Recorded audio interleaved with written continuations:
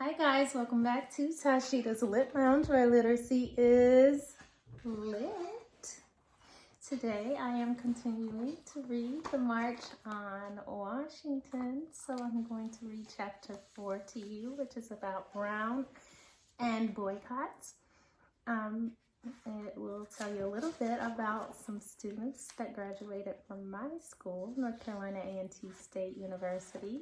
So I'm excited for you to learn a little bit about that because I have a connection to this part of history. So let's read Brown and Boycott, chapter 4. At the end of World War II, African Americans were newly energized. They had the unions and the organizers to lead them. The NAACP focused their efforts in court and worked to improve the lives of African Americans by changing the law. In the 1950s, the NAACP challenged America's segregated school system. When several Black parents tried to enroll their children in their local school, they were not allowed because the schools were for white children only. They were told that their children had to go to the Black schools instead, even though the white schools were closer. One of the children, Linda Brown, was a Black third grader living in Topeka, Kansas. To get to the all-Black school, Linda had to walk 6 blocks, cross railroad tracks, and then take a 2-mile bus ride to school. Linda's father and the NAACP sued the Topeka Board of Education. The case, Brown versus Board of Education of Topeka, Kansas, went all the way up to the highest court in the United States, the Supreme Court. Thurgood Marshall, a lawyer who later became the first Black Supreme Court justice, argued the side of Brown. Marshall showed that separating children by color was unequal. Marshall demanded a change to the law. When it came time for the 9 Supreme Court justices, all of whom were white men, to vote on the case in 1954, they all voted against school segregation. Black and white children across the United States could now legally go to the same school. The success of the Brown court case gave African Americans the momentum to challenge segregation in other areas. In 1955, 15-year-old Claudette Colvin was riding home on a city bus in Montgomery, Alabama. At school, Claudette's class had been studying the Constitution and the Bill of Rights. Her teacher helped her to understand her rights as an American citizen. When the bus driver told Claudette to give up her seat to a white passenger, Claudette refused. "It's my constitutional right to sit here as much as that lady," Claudette said. Claudette saw that she was being treated unfairly. But more importantly, she realized that she could do something to change the unfair system. Though she was scared, Claudette remained seated. Her peaceful refusal to follow the unjust law is an example of civil disobedience. Claudette was dragged off the bus and thrown in jail. "I was really afraid because you just didn't know what white people might do at that time," she said. Later that same year, 18-year-old Mary Louise Smith followed Claudette's lead. She refused to give up her bus seat. Like Claudette, she was thrown in jail. They were only teenagers, but they were brave enough to make a stand. Although Claudette's and Mary Louise's cases did not receive national attention, a similar case did. On December 1st, 1955, Rosa Parks was riding a Montgomery city bus on her way home from work. She was seated in the colored section at the back. As more and more passengers got on, the bus became crowded. The bus driver told Rosa to give up her seat for a white man. Rosa refused and was arrested and jailed. It was not the first time that Rosa Parks had refused to follow the rules on the bus, but it was the first time she had been arrested. Upon hearing about Rosa Parks' arrest, a local group called the Women's Political Council decided to stage a one-day boycott of the Montgomery City buses. The group asked Black people not to ride any buses on Monday, December 5th. They made flyers that explained Rosa Parks' arrest and said, "This has to be stopped. Negroes have rights too." For if Negroes did not ride the buses, they could not operate.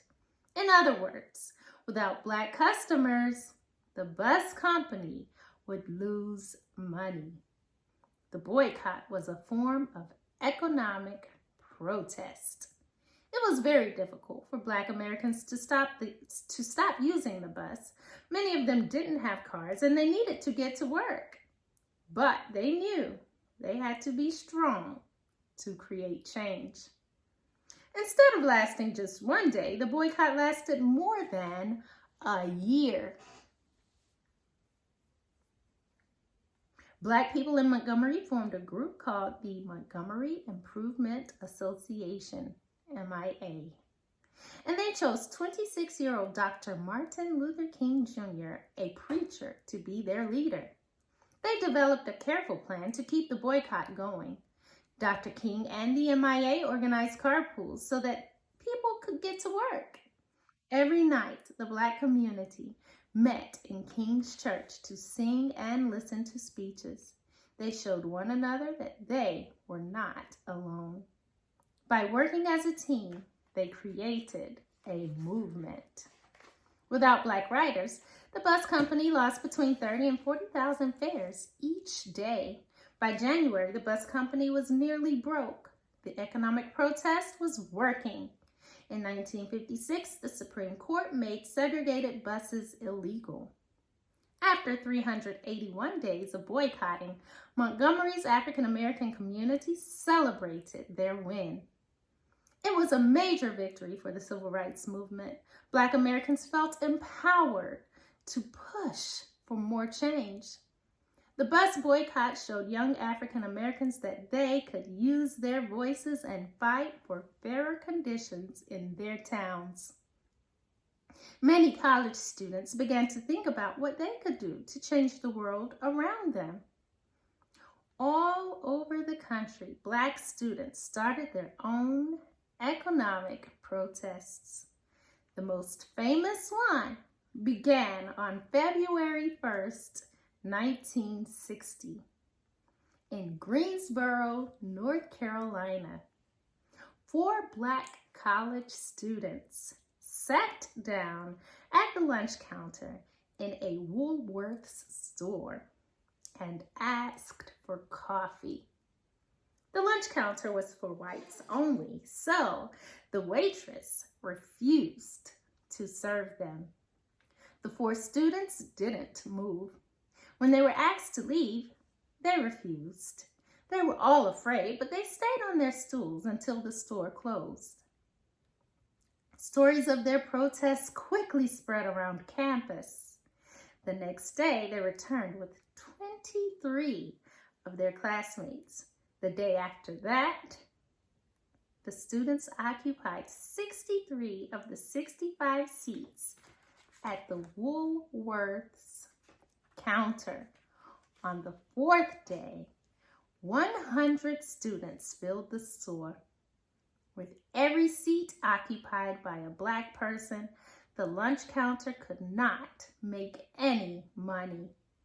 The students were using an economic protest, the same technique they had seen in the Montgomery bus boycott, to create change. The students knew they had to be organized, so they arranged the sit-ins in shifts. They created training schools to teach other students how to protest peacefully. White and Black students joined the cause, and within 2 months, the sit-in movements had spread to 54 cities in 9 states. The students had to be very brave.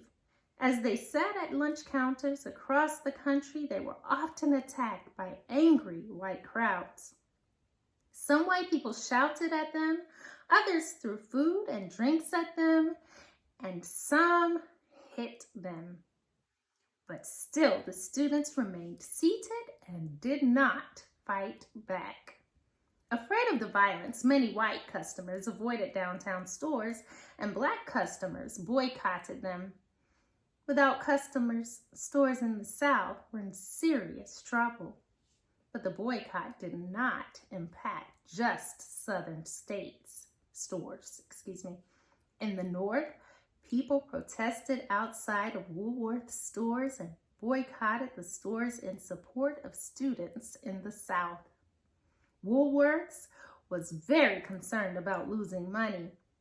On July 25th, 1960, they agreed to desegregate the lunch counters. Once again, protesters had used the power of the purse to create change. And now we have our story from Melody called Boycott. Once a month, several families from my neighborhood get together for a meeting of the Block Club. Us kids play games while our parents talk about what's going on in Detroit and in the community. Tonight, I'm in the kitchen playing dominoes with my friends when I hear something from the living room that makes me want to listen. I tell you, we need to do something about the new management at Philston's clothing store, someone says. They're in the middle of a Negro community, but they act as if every Negro customer is there to steal something. That's not right, my father says. Without thinking, I open the door wide and barge into the living room. Philston's does discriminate against Black people, I say, walking in the middle of the circle of chairs. All eyes turn toward me. And how do you know that? Mrs. Harris asks, surprised. I know because the manager accused me of shoplifting, I say. I don't think we should spend our money in a store that treats us like that. My father starts nodding. I've heard that same story over and over. I think we ought to protest by boycotting Philston's. You mean not shop there at all? Mrs. Harris says. Yes, Daddy answers. And I say we picket in front of the store too. We can hand out leaflets that explain how they treat Black customers. They may not want to notice us, but they notice our money, and they'll notice when it's gone. The grown-ups keep talking as I make my way back to the kitchen. All my friends stare at me. Do you really think people will boycott Philston's? Diane Harris asks. My mom shops there all the time. She won't be able to if there's a picket line in front of the store, I say. All of a sudden, I make a decision. I'm going to make a picket sign, and I'm going to carry it in the boycott, if my parents let me. Are you nuts? Diane asks. I shake my head. This is about being fair. Maybe a boycott will make Philston's change. Wouldn't that be better for everybody? Mostly for our parents, Diane says. That's not true, I insist. If our parents don't get treated fairly, we don't either. In the South, a sign on a water fountain that says whites only means grown-ups and kids. That's why kids have been standing up and marching for equal rights. Diane nods slowly. Maybe all of us kids should march. And that's the end of Chapter 4, Brown and Boycotts. I hope you enjoyed. Please make sure to hit the subscribe button. And I hope to see you again as we continue to read the March on Washington. Have a great night.